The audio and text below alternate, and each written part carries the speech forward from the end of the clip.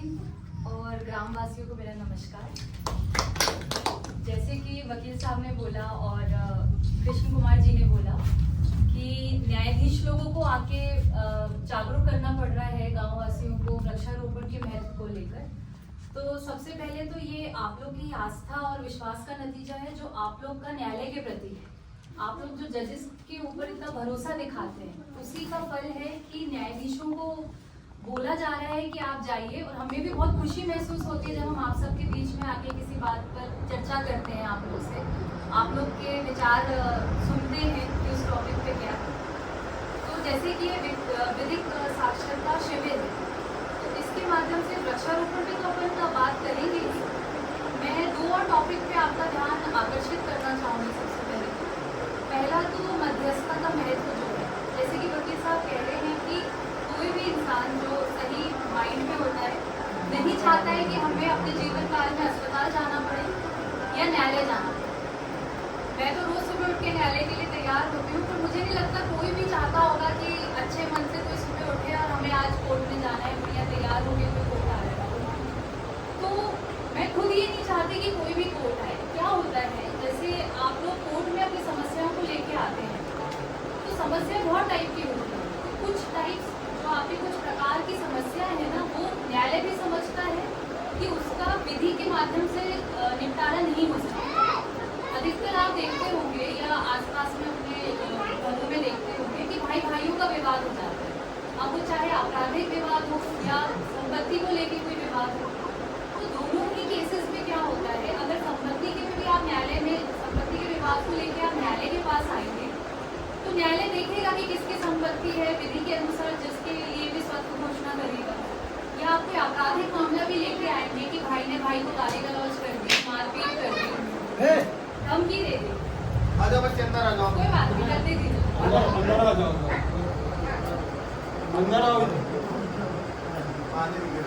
तो जब आप किसी सिविल या आपराधिक मामले को लेके कोर्ट में आते हैं तो क्या होता है, उसमें मैं आपको बताती हूँ। सिविल मामलों में एक पार्टी के प्रति अपन घोषणा कर देते हैं, न्यायालय से आपको डिग्री मिल जाती है।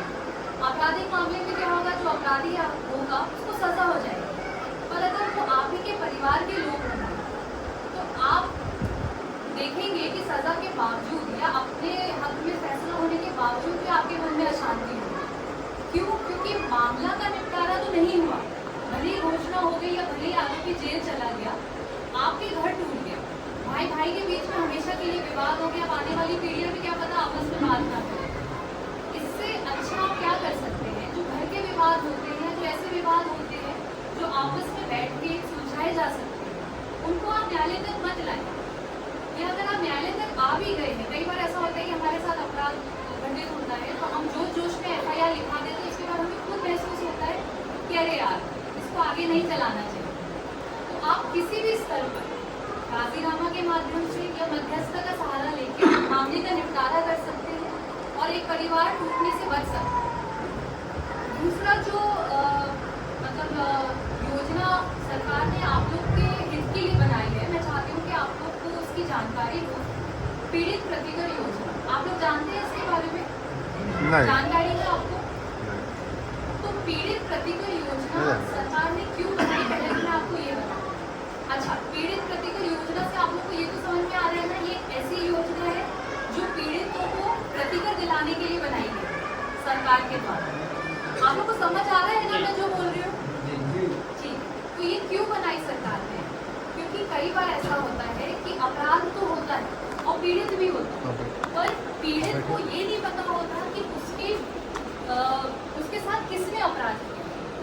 मतलब कोई आपको, जैसे मान लीजिए आप रोड से जा रहे हैं और किसी ने आपको टक्कर मार दी, या आप रात में घर में सो रहे थे और रात में आपकी कोई बकरियां या गाय चुरा के ले गया, तो आपको ये तो पता है कि आपके साथ अपराध हुआ है, पर अपराधी का नहीं पता। तो आप पुलिस के पास जाते हैं रिपोर्ट लिखाने, पुलिस या तो अज्ञात चोरों को पकड़ लेती है या नहीं पकड़ पाती। ऐसे में क्या होता है, जब पकड़े जाते हैं पता चल जाता है कि चोरी हो सकता है इन लोग के द्वारा की गई, तो प्रॉपर न्यायालय में ट्रायल चलता है, आपका विचारण होता है आपके मामले का, फिर अपन देखते हैं कि वो दोषमुक्त होता है या दोष सिद्ध होता है आरोपी। तो जब सजा सुनाई जाती है आरोपियों को, तो न्यायालय अगर देखते हैं कि जो पीड़ित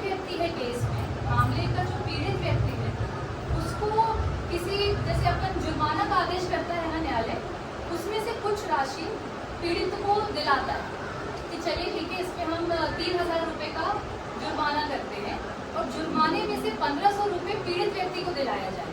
क्योंकि असली में क्या होता है, भले ही वो आरोपी जेल जा रहा है पर उससे आपको कुछ नहीं फायदा होगा। आपका जो नुकसान हुआ, आपको जो मानसिक तौर पर कठिनाइयाँ झेलनी पड़ी क्योंकि आपके विरुद्ध अपराध हुआ है, तो उससे तो उसकी सजा होने से क्या फायदा होगा। तो न्यायालय ये देखता है कि जब जुर्माना करेगा तो जुर्माना में से कुछ राशि पीड़ितों को देता है। दूसरा क्या होता है, अब ये तो एक केस हो गया जब अपन को अपराधी का पता है और अपना विचारण हुआ है केस का और अपराधी को सजा हो गई। दूसरा के केस में क्या होता है, जब अपन को पता ही नहीं है कि अपराध किसने किया है पर अपन पीड़ित तो है, अपने विरुद्ध अपराध तो हुआ है, अपराधी भले ही ना हो। तो उस केस में दोनों चीजों के लिए सरकार ने बनाई है पीड़ित प्रतिकर योजना। जब न्यायालय को लगता है कि जो जुर्माने में से राशि पीड़ित को दिलाई जा रही है वो कम है, दूसरी जब अपराधी का पता नहीं है और अपराध हुआ है और पीड़ित को पैसों की आवश्यकता है, तो दोनों ही केसेस में पीड़ित प्रतिकर योजना काम में आती है। आप इसको कैसे इसका लाभ ले सकते हैं, तो आप क्या कर सकते हैं, आप लोग को विधिक सेवा प्राधिकरण का पता है जो जिलों में होती है और स्टेट में होती है। तो जो जिला विधिक सेवा प्राधिकरण में आप लोग जाके ना अप्लाई कर सकते हैं कि हमारे साथ अपराध हुआ है और हम इतने मतलब हमें इतनी राशि उसके रूप में प्रतिकर के रूप में दिलाया जाए। तो सरकार क्या करती है, सरकार ने एक समिति बनाई हुई है जिसमें जजेस भी होते हैं, सोशल वर्कर्स भी होते हैं जो समाज के लिए काम करते हैं। वो लोग इंक्वायरी करते हैं कि अच्छा ये मामला हुआ था, तहकीकात होती है। और सबसे अच्छी बात इस योजना के अंदर ये है कि 2 महीने में आपको प्रतिकर दिलाया जाता है। 2 महीने, जैसे न्यायालय में आप लोगों ने सुना होगा तारीख पे तारीख, तो यहाँ पे वो चीज़ नहीं है। 2 महीने के अंदर आपको प्रतिकर दिलाया जाएगा और वो पूरा पैमाना सेट रहता है कि अगर इतने लाख का आपको नुकसान हुआ है या अगर आपको एक्सीडेंट हुआ है तो आपको बॉडी में कितनी जगहों पे चोट लगी थी, उस सब का पैमाना है। उसको देखते हुए और आपकी स्थिति को देखते हुए आपका प्रतिकर डिसाइड कर दिया जाता है। तो ये प्रतिकर अब आप डिसाइड हो गया आपको कहाँ दिलाया जाएगा। ऐसा तो है नहीं कि वो लिफाफे में आपको पैसे दे देंगे। तो जो आधार कार्ड आप लोग के पास होता है अपनी पहचान का, उससे लिंक जो अकाउंट होता है ना, आपका बैंक अकाउंट है, सरकार उसमें पैसे डालता है डायरेक्ट उसमें। अब जैसे मान लीजिए आप में से कोई 18 साल से कम है और वो पीड़ित है, उसका ऐसा नहीं है कि माता पिता के अकाउंट में जाएगा, वो बच्चे के ही अकाउंट में जाता है जो फिक्स डिपॉजिट के माध्यम से उसमें रखा जाता है। तो जब वो वयस्क हो जाएगा, बड़ा हो जाएगा, 18 साल से बड़ा का हो जाएगा, तब वो उस पैसों को निकाल सकता है। ठीक है, ये हो गया। और दूसरी इस योजना के अंतर्गत जो बात है कि जो पीड़ित है, तो पीड़ित से ये मतलब नहीं है कि जो जिसके विरुद्ध अपराध हुआ है। अब जैसे मान लीजिए अगर पीड़ित मान लीजिए एक्सीडेंट का मामला है, मर जाता है, तो जो उसके विधिक वारिसान होते हैं या उसके जो संरक्षक होते हैं उनको भी सरकार ने इंक्लूड किया है इस योजना में। तो उसके माता पिता या उसके बीवी बच्चे भी इस योजना का लाभ उठा सकते। और ये तो चलिए अपना ये वाली योजना हो गई। दूसरा, मध्यस्थता का महत्व पे तो अपन बात कर ही चुके हैं। तीसरा जो सबसे इम्पोर्टेंट है और वकील साहब बोल ही चुके हैं, वृक्षारोपण के महत्व को। तो आप सब लोग तो फिर भी प्रकृति के इतने करीब है, जहाँ से मैं आती हूँ वहाँ पे तो इतना भी हरियाली देखने को नहीं मिलती।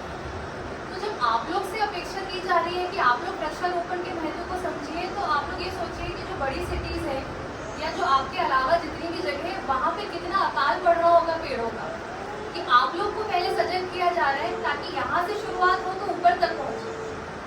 और महत्व को देखा जाए तो मेरे को लगता है जो कोरोना अपन क्रॉस करके, कोरोना काल को जो अपन सक्सेस पाके, विजयी होके जो अपन यहाँ पे आज बैठे हैं, तो मुझे लगता है हर किसी को अंदर तो पता ही है कि पेड़ लगाने का कितना फायदा है। जो अपन शुद्ध हवा अंदर लेते हैं, बाहर लेते हैं, इसको अपन कितना नॉर्मली लेते हैं, अपन ध्यान भी नहीं देते कि अपन कितनी सांस ले रहे हैं, क्या कर रहे हैं, ये एक तरह से अपना चलता रहता है साइड में। पर जिन लोग की भी जैसे बोलते हैं ना लंग्स हेल्दी है, स्वस्थ है, वही लोग कोरोना को, चाहे वृद्ध हो, चाहे छोटे बच्चे हो, चाहे मेरी एज के लोग हो, उसी को मतलब वही लोग इसको सक्सेसफुली विजयी कर पाए हैं। नहीं तो कितनी हेल्थ प्रॉब्लम्स कोरोना के बाद लोगों को हुई है, इसलिए क्योंकि या तो फैक्ट्रीज के आसपास रहते हैं वो लोग, या तो इतना पोल्यूशन, इतना मतलब दूषित होता है पर्यावरण सिटीज में, तो गंदी सांस हवा मतलब अंदर ले लेके पूरा उन्होंने अपनी लंग्स खराब कर दी है। तो बस इसी के साथ मैं अपनी भाषा को विराम देना चाहती हूँ।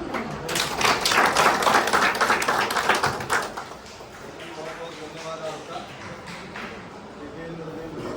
बारिश नहीं हो रही थी, बारिश न होने आज कही जा रही थी।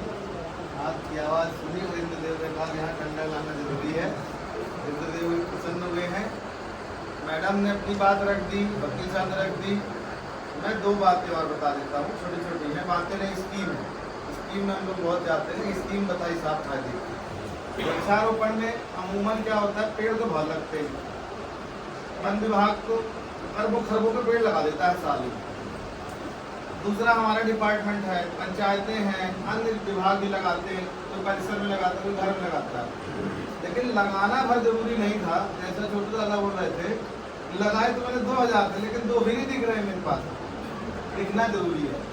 वृक्ष भी जीवित वस्तु है, जीवित प्राणी तो नहीं है, लेकिन उसमें जीवन है।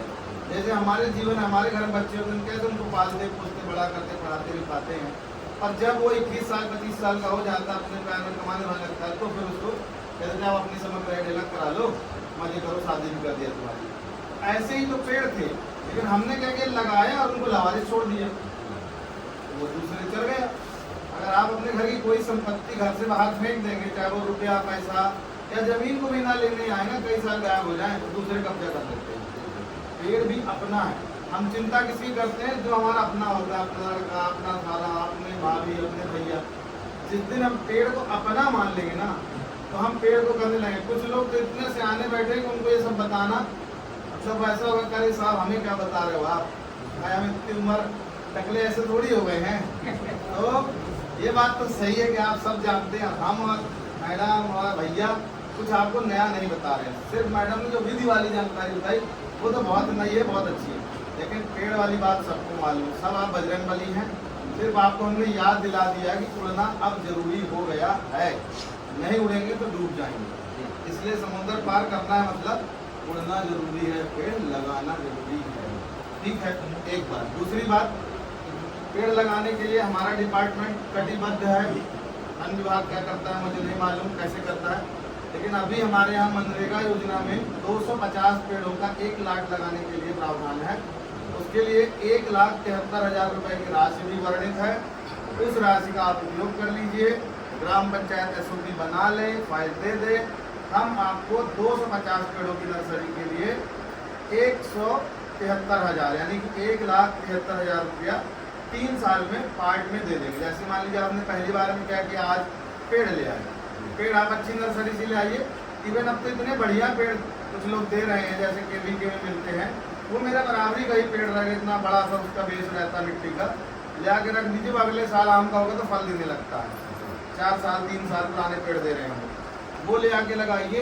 100 पेड़ मत लगाइए, आप 2-2 पेड़ का संकल्प लीजिए। 27 लगाना है ना, तो 4 साल में 27 हो जाएगा, अपनी जिम्मेदारी पूरी हो जाएगी।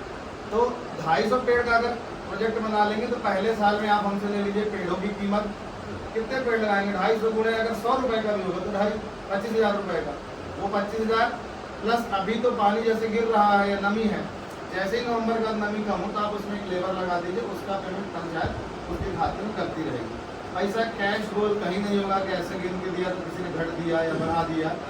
आपको एक फिक्स अमाउंट 243 रुपये ना मजदूरी, 243 रुपीज़ 243 रुपये, उसका मेंटेनेंस विकसित होता रहेगा। 250 पेड़ों में रोज पानी लगाते रहें। मान लीजिए कोई पेड़ मर गया, सूख गया, तो रिप्लेसमेंट का भी उससे कर लीजिए। और एक गांव में 250 पेड़ की एक ही बगिया होगी ऐसा नियम नहीं।